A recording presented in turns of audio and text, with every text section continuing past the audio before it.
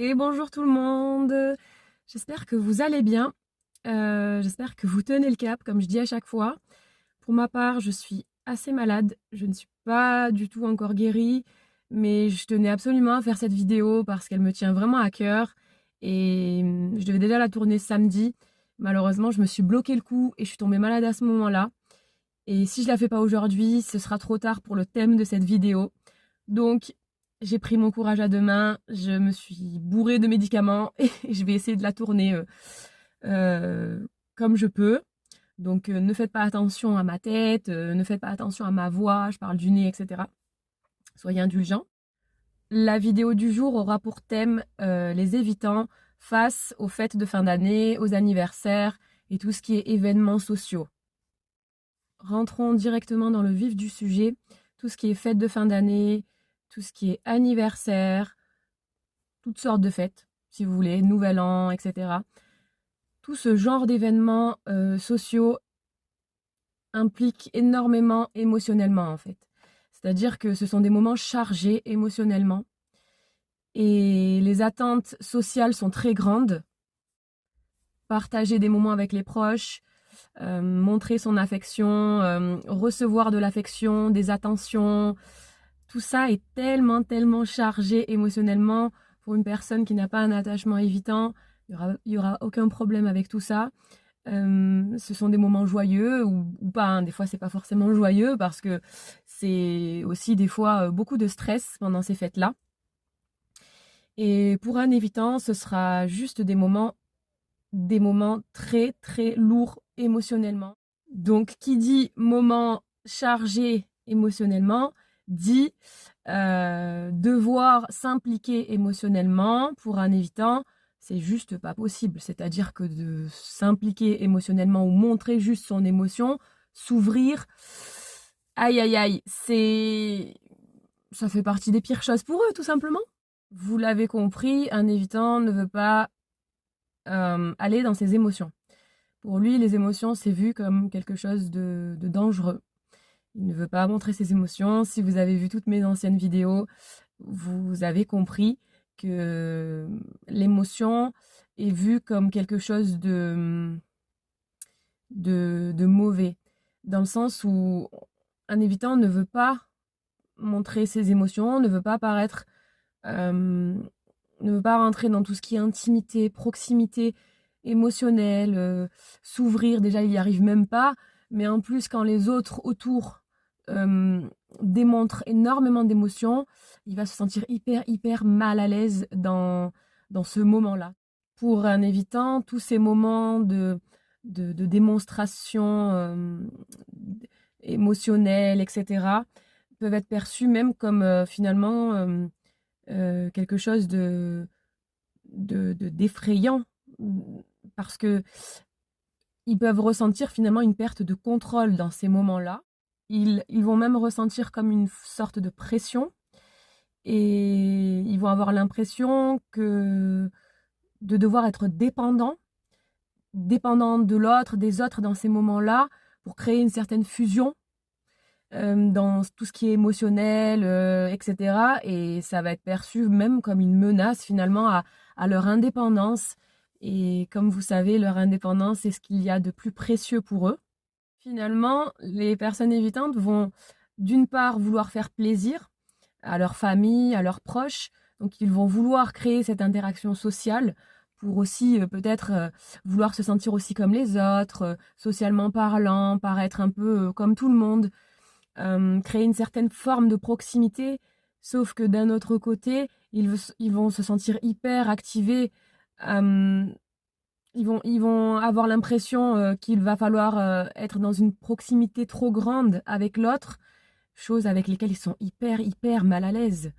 Et dans ce genre d'événement-là, ils ont juste envie de partir en courant, de se cacher dans leur safe place, dans une sorte de dans leur cocon, dans leur endroit confortable, dans leur endroit où ils ne sont pas atteints, atteints on va pas les toucher parce que ça leur génère trop de peur finalement. Ils vont vouloir se barricader, ça leur demande trop d'énergie, ça leur demande trop tout ça, tous ces événements-là. sont hyper anxiogènes pour eux. C'est malheureux, hein, mais d'un côté, ils voudraient et ils aimeraient, mais ils n'y arrivent simplement pas, ou alors ils vont le faire, mais pour faire plaisir aux autres, et ils vont pas paraître du tout naturels, ils vont paraître fermés, comme dissociés même. Si vous arrivez finalement à les emmener dans ce genre d'événement-là, ils vont être là, mais ils vont pas du tout réussir à se fondre. Euh, ils vont pas réussir à être dans le moment.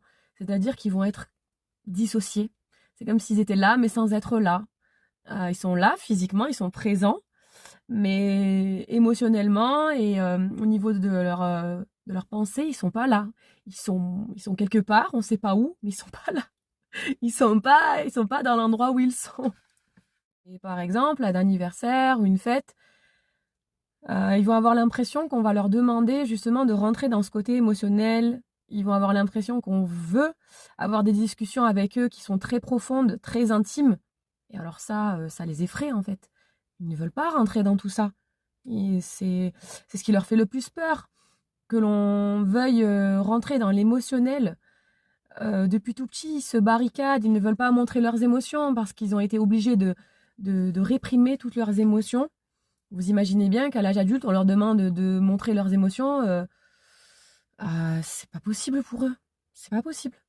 Pendant les fêtes, justement, pour un peu se détacher de tout ce qui se passe et ne pas ressentir cette anxiété finalement, ils vont faire des choses plutôt pratiques. S'occuper du repas, par exemple, de l'organisation des choses. Plutôt que de s'impliquer émotionnellement. Allez, on ouvre les cadeaux. Ah, c'est génial. Ah, mais c'est ce que tu voulais. Ah, boring. Pour eux, c'est vraiment oh là là, mais qu'est-ce que c'est ennuyeux tout ça.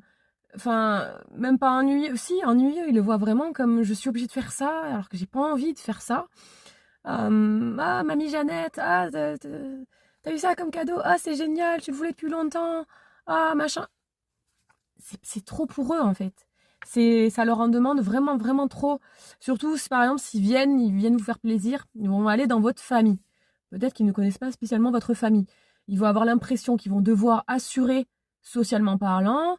Ils vont avoir l'impression qu'ils vont devoir être adorés de votre famille et de devoir porter finalement un masque parce que finalement, ils vont avoir peur de se faire rejeter aussi par votre famille. Donc c'est trop pour eux. C'est beaucoup trop. C'est trop. C'est trop difficile pour eux. D'ailleurs, pour pallier justement à tout ce stress qu'ils ressentent, ils vont souvent prendre la fuite ou s'isoler. Soit ils vont carrément refuser d'aller à ces événements avec vous, soit ils vont aller à des moments se retirer dans une pièce pour ressentir moins cette anxiété. En fait, si vous voulez, en évitant dans ce style d'événement, c'est comme s'ils avaient un ballon qui se gonfle, qui se gonfle, qui se gonfle. À un moment donné, le ballon, quand il est trop gonflé, il risque d'exploser.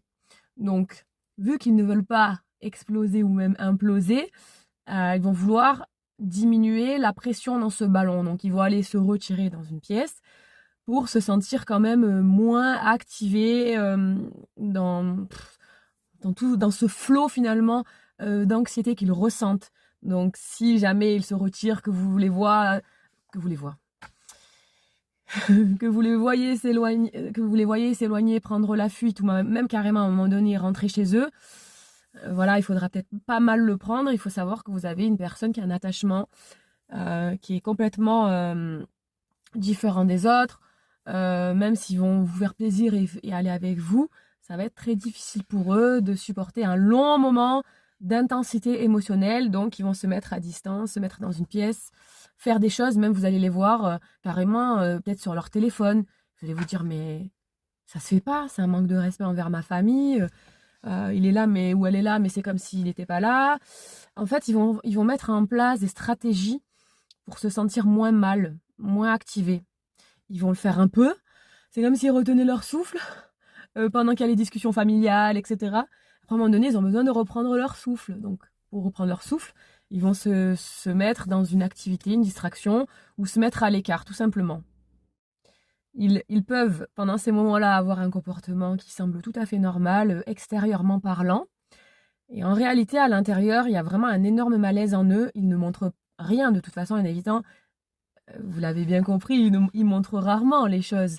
Donc même si à l'intérieur ça bouillonne, qu'il en peut plus ou qu'elle en peut plus, vous n'allez pas forcément le voir à l'extérieur. Donc c'est vrai que ça peut créer une certaine confusion pour les personnes qui sont autour, qui voilà, on a l'impression que l'évitant ils se sont tout à fait confortables dans le moment, qu'il est très bien, mais c'est pas le cas du tout en réalité. Et ensuite, tout ce qui est cadeau. Donc les cadeaux peuvent créer un point de tension. D'un côté, un cadeau peut être perçu comme un moment, un geste d'affection finalement, et un moment justement de créer du lien. Mais pour une personne évitante, recevoir un cadeau ou faire un cadeau, c'est la même chose. C'est vu comme quelque chose finalement d'inconfortable. Ils se sentent vraiment pas du tout confortables dans cette situation-là parce que ça implique une forme d'attachement et une reconnaissance émotionnelle. Ils préfèrent tout simplement éviter tout ça.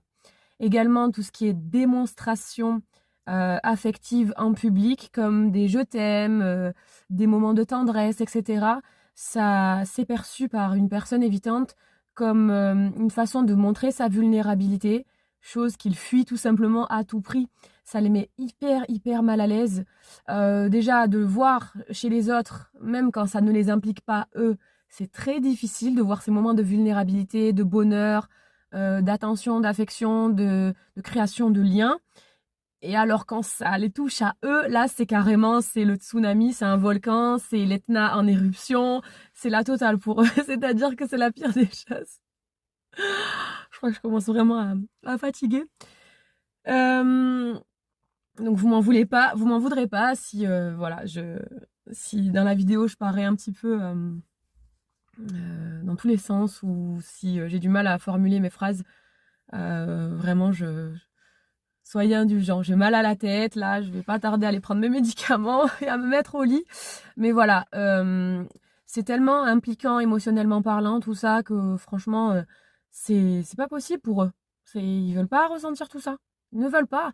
Les démonstrations, les je t'aime, les oh, tu es ma moitié, tu es ma vie. Oh, franchement, aïe aïe aïe, non, c'est pas possible en fait. C'est pas possible. Aussi, les moments, les attentes en fait qu'on a envers une personne évitante, les attentes de célébration, de tout ce qui est moment festif, etc. L'évitant peut vraiment clairement se sentir sous une énorme pression de devoir être comme ci, comme ça, de devoir paraître enjoué alors qu'il est juste super mal à l'aise. Il est super mal dans cette situation-là, donc il sait qu'il va juste paraître bizarre en fait dans ce moment-là. Et il préfère éviter de se ridiculiser finalement. Donc malheureusement, souvent, vous n'allez pas du tout avoir quelqu'un. Il va pas être à la hauteur. En tout cas, pas. Enfin, c'est pas qu'il va pas être à la hauteur, c'est que comme il est tellement mal à l'aise et il veut être comme les autres, il n'est pas du tout comme comme un poisson dans l'eau à ce moment-là. Il est comme un poisson hors de l'eau. Si un poisson vous le sortez de l'eau, il n'a plus d'oxygène, il se sent mal. Et voilà. Donc il faut le remettre dans l'eau. Et ben en évitant, quand vous le mettez dans ces événements sociaux, ces événements de célébration, de joie, des fusions affectives, etc. C'est juste super malaisant pour lui. Il a envie de retourner dans son eau. Et son eau, c'est quoi? C'est pas des événements comme ça, c'est d'être tout seul, ou en tout cas dans un moment super intimiste où il n'y a pas de. Où c'est pas chargé émotionnellement, où il va pas avoir l'impression qu'on lui demande d'être comme les autres, parce que tout simplement il n'est pas comme les autres. C'est une personne qui est totalement différente des autres, qui a un fonctionnement, qui a un système totalement à l'opposé d'une personne qui a un attachement sécure ou anxieux. Donc voilà.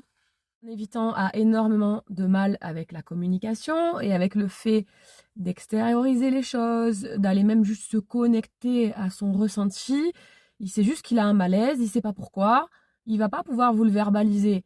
Donc vous allez avoir l'impression qu'il est ok, qu'elle est ok avec par exemple, vous allez fêter Noël en famille, vous allez fêter un anniversaire de l'oncle, de la nièce, du cousin, de je ne sais qui.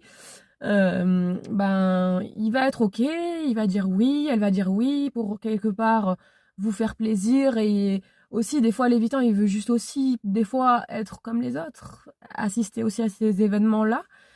Sauf que malheureusement, comme il va pas vous le verbaliser, vous allez avoir l'impression que l'évitant est totalement OK. Alors qu'en vrai, il est mal à l'aise. Il est mal à l'aise, il a accepté voilà, pour paraître sympathique, pour pas que vous lui en vouliez, etc. Et du coup, ça va créer un énorme malentendu, puisque vous allez vous dire, mais il était OK, j'avais l'impression que ça lui faisait plaisir autant qu'à moi. Et comme il va pas vous le communiquer, et ben à ce moment-là, vous allez vous retrouver avec quelqu'un, justement pendant cette fête de Noël ou cet anniversaire, qui va être totalement dissocié.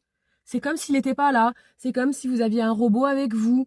Et du coup, vous êtes mal aussi par rapport à cette situation-là. Vous le reconnaissez pas. Et du coup, ça crée clairement. En fait, en tant que partenaire d'évitant, vous allez vous sentir blessé. Vous allez avoir l'impression que l'évitant n'y met pas du sien, qui veut pas, qui veut pas y mettre du sien, qui n'y met aucune bonne volonté. C'est pas une question de volonté là.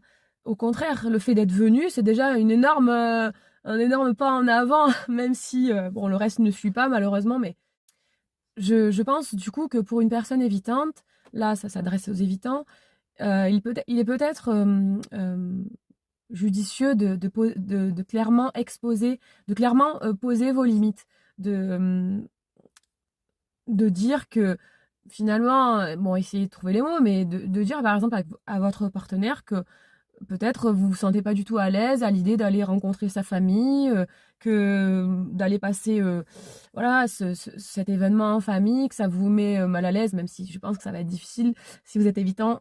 Je sais ô combien ça va être difficile de dire ça parce que vous allez avoir l'impression de faire du mal à la personne en face. Mais je pense qu'il vaut mieux dire que vous vous sentez pas, même si, si votre partenaire est anxieuse ou anxieux, elle va peut-être un peu tilter, mais si vous trouvez les bons mots, que vous dites que vous vous sentez mal à l'aise, ou alors tout simplement, ok, si vous n'allez pas, même si par exemple vous voulez quand même aller à cet événement-là, essayez peut-être de trouver un compromis, quelque chose avec lequel vous serez ok.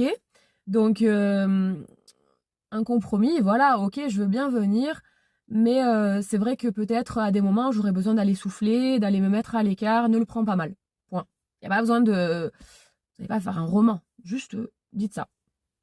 En tant que partenaire d'évitante, le mieux serait finalement de bien en discuter avec votre évitant ou votre évitante, lui demander ce qui est ok pour lui, pour elle. Est-ce que tu veux qu'on aille faire les fêtes chez mes amis? Est-ce que tu es ok avec le fait d'aller chez ma famille? Et si tu es ok avec ça, peut-être est-ce que tu aurais besoin de certains moments justement pour souffler, d'aller te mettre dans une pièce à l'écart? En fait, il faudrait peut-être la rassurer, lui dire que ne t'inquiète pas, ma famille sont très sympas, tu n'as pas besoin de quoi que ce soit, de faire quoi que ce soit. Juste viens et t'inquiète pas. Et je pense que pendant ces moments, il faut être assez souple. Donc si vous trouvez qu'il a un comportement bizarre, qu'elle a un comportement bizarre, ne soyez pas surpris. Les gars, vous êtes avec un évitant, une évitante. Ne faut pas demander la lune. Je veux dire, l'évitant ou l'évitante aura toujours un comportement qui semblera bizarre aux yeux des autres. Eux-mêmes entièrement, c'est une bizarrerie en fait, parce que malheureusement, comme on sait, le système est monté. Je le dis pas de manière péjorative, mais effectivement, ils paraissent toujours bizarres. Puisqu'ils sont tout le temps dans un combat intérieur de paraître normaux, et en même temps, ils savent très bien qu'ils sont pas, entre guillemets, comme les autres, donc forcément, ça crée vraiment un super mal-être à l'intérieur. Et voilà, donc je pense qu'il faut leur dire, écoute, si jamais tu te sens pas bien, on peut partir, ou c'est ok, etc. Après, peut-être même que l'évitant vous dira, moi je vais même plus vous répondre en fait, il va vous dire, moi je vais être seule pendant les fêtes. C'est vrai que ça va toucher, ça va piquer pour le partenaire de l'évitant, mais je pense qu'il faut accepter à un moment donné, si vous restez avec un évitant ou une évitante, il faut accepter que cette personne, elle sera jamais, jamais de la vie, comme une personne lambda. C'est génial, on va faire les fêtes chez ta famille. Mais il faut arrêter de rêver, en fait. Vous êtes avec un évitant. Soyons sérieux. Un évitant, une évitante ne supporte pas tout ça. Toutes les émotions et j'en passe, c'est pas pour eux. Voilà. Les cadeaux, les festivités. Encore si c'est le nouvel an, par exemple. Si c'est le nouvel an et que vous allez le passer en famille, avec des amis, là, c'est déjà moins chargé émotionnellement. Voilà. Si vous allez passer en famille, il n'y a pas trop, ça va. Bon, c'est déjà moins stressant peut-être pour un évitant. Peut-être pendant que vous serez, du coup, pendant ces fêtes-là, quand vous serez dans ce moment festif, etc. Alors, la pire des choses, la pire des choses pour un évitant, la pire des choses serait de demander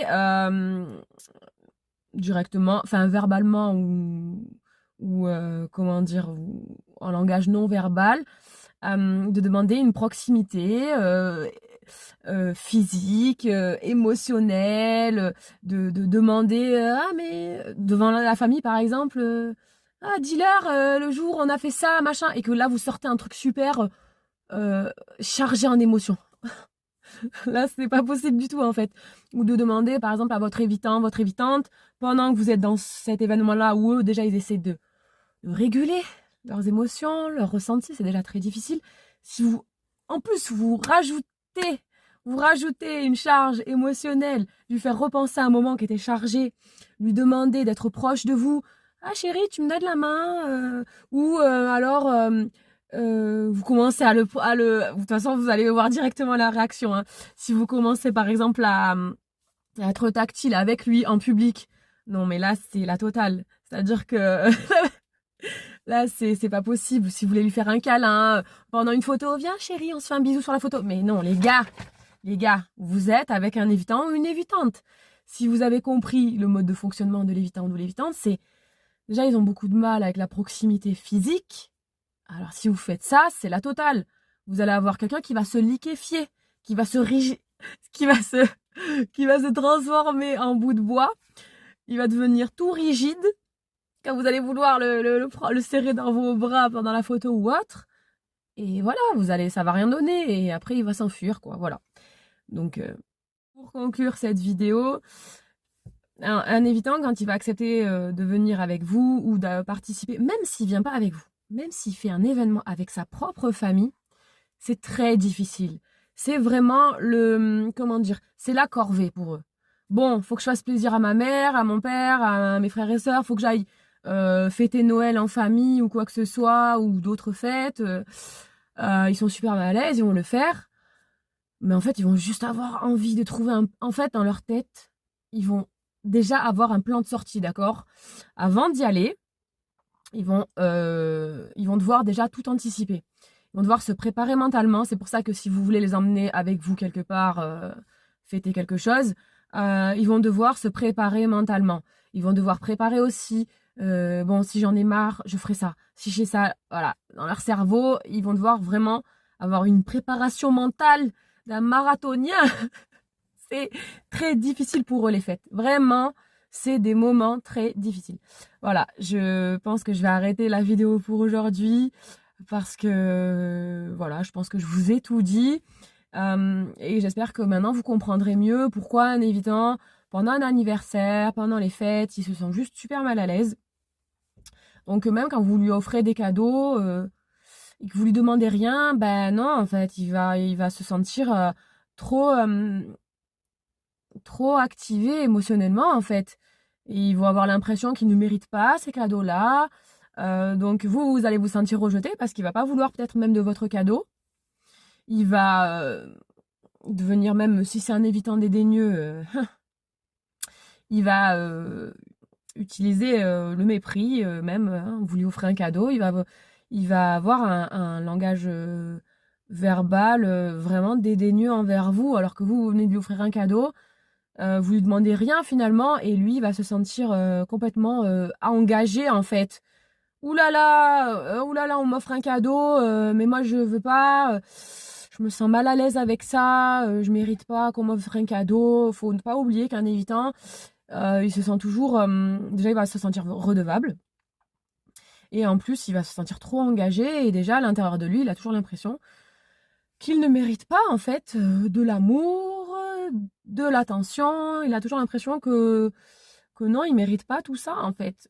Donc c'est très délicat, vous avez beau lui dire tu me dois rien, ne t'inquiète pas, ça me fait plaisir. En fait, lui, ça le met super mal à l'aise en fait de recevoir un cadeau. Alors le mieux en vrai, quand vous voulez offrir un cadeau, par exemple, ah oui j'en ai pas parlé, mais quand vous voulez offrir un cadeau à un évitant, il vaut mieux que ce soit pas quelque chose de trop engageant émotionnellement. Voilà, si vous voulez surtout pas des cadeaux de photos de vous deux à Disneyland le jour où il s'est forcé à venir alors qu'il n'avait pas envie de venir parce que les voyages tout ça, oulala on est ensemble c'est compliqué machin. Les photos, regarde comme on était mignons tous les deux, on était là-bas. D'un côté ça, il y a une partie de lui où ça fait plaisir, une petite partie, la partie voilà, où il voudrait être vulnérable, mais directement, il y a son côté qui le rattrape. Le côté où non, ne paraît pas vulnérable. Ouh là là, tous les deux sur une photo. Ouh là là, c'est trop engageant, on est un couple. On m'en demande trop émotionnellement, c'est trop chargé. Non, faut pas offrir des cadeaux comme ça, mais jamais. Jamais. Offrez un truc. Offrez quelque chose d'assez. En fait, offrez quelque chose de pratique, par exemple. Même si vous, ça vous semble trop bizarre, du genre, il voulait une perceuse depuis 10 ans, regarde, tiens, une perceuse, voilà, regarde, je t'offre une perceuse. Commencez pas les phrases, les grandes phrases. Mon chéri, ma chérie, tu voulais ça depuis longtemps, regarde, tu m'as demandé, enfin, ça fait longtemps que tu voulais ce truc-là. Alors, vous pouvez, mais si c'est un truc trop dans l'émotion, franchement, ça va pas le faire. Voilà, donc vaut mieux un cadeau. Voilà, assez pratique. Voilà. Tiens, je t'ai acheté ça pour ta voiture. Tiens, si c'est une femme, tiens, bah, je t'ai acheté un maquillage. Voilà. Tiens, je t'ai acheté un fer à boucler.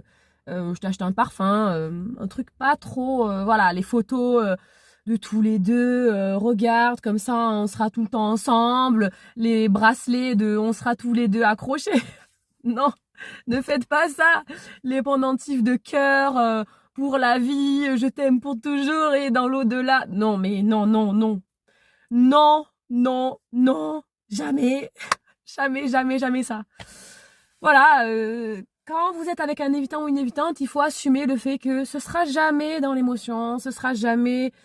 et même si vous les y poussez à des moments, des fois, ils vont s'ouvrir un petit peu. Malheureusement, très rapidement, ils vont s'enfuir après.